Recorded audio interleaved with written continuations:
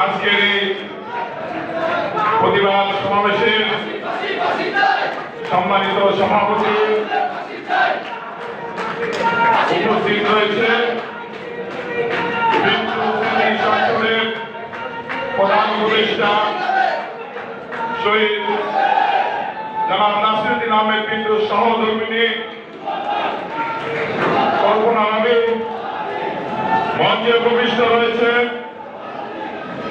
যুবদল ঢাকা মহানগর দক্ষিণের বিপ্লবী আহ্বায়ক, রাজপথের পরীক্ষিত সৈনিক খন্দকার এনামুল হক, মঞ্চে উপবিষ্ট রয়েছে যুবদল ঢাকা মহানগর দক্ষিণের সিনিয়র যুগ্ম আহ্বায়ক এম এ গাম্ফার, মঞ্চে উপবিষ্ট রয়েছে ঢাকা মহানগর দক্ষিণ যুবদলের বিপ্লবী যুগ্ম আহ্বায়ক বিন্দু, উপস্থিত রয়েছে নাসিরউদ্দিন আহমেদ পিন্টুর পরিবারের সদস্যবৃন্দ এবং আমার সামনে উপস্থিত রয়েছে জাতীয়তাবাদী আদর্শের সৈনিকেরা।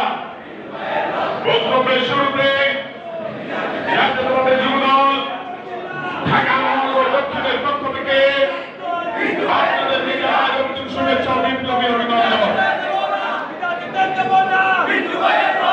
আজকের এই প্রতিবাদ সমাবেশে দুটি গুরুত্বপূর্ণ কথা আমি বলব। যে দুটি কথা আপনাদের অনেকেই জানাবে। শ্রদ্ধেয় নাসিরউদ্দিন আহমেদ পিন্টু যখন যেখানে নেতৃত্ব দিয়েছিলেন, তিনি চেষ্টা করেছেন সাহসী ছেলেদের দিয়ে সংগঠন করার জন্য। তেমনি একটি সময়ে সুন্দরবন থানার সভাপতি হিসাবে আমাকে নির্বাচিত করেছিলেন তিনি। আজকের এই প্রতিবাদ সমাবেশে দুটি কথা বলার জন্য আমি প্রথমে ধন্যবাদ জ্ঞাপন করছি শহীদ নাসিরউদ্দিন পিন্টু সংসদের প্রতি।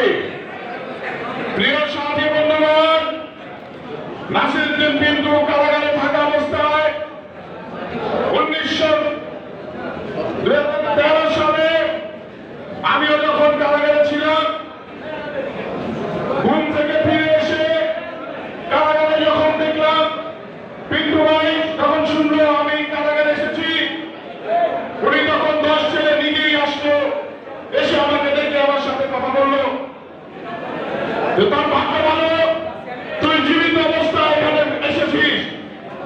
আমি তখন আশ্চর্য হয়ে গেলাম যে কি বলে, আমাকে কি মেরে ফেলতো?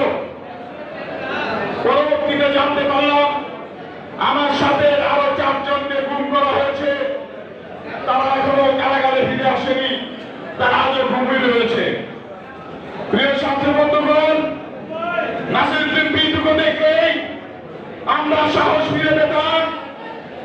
সে ঐতিহাসিক 20 নম্বর মনুষ্য রোডে আমরা যখন যেতাম, সর্বক্ষণ তিনি নেতা কর্মীকে সাহস দিয়ে আন্দোলন সংগ্রামে যাতে আমরা হাসিনাকে হটাতে পারি সেই উদ্দীপনায় আমরা তার মাঝে ফিরে পেতাম।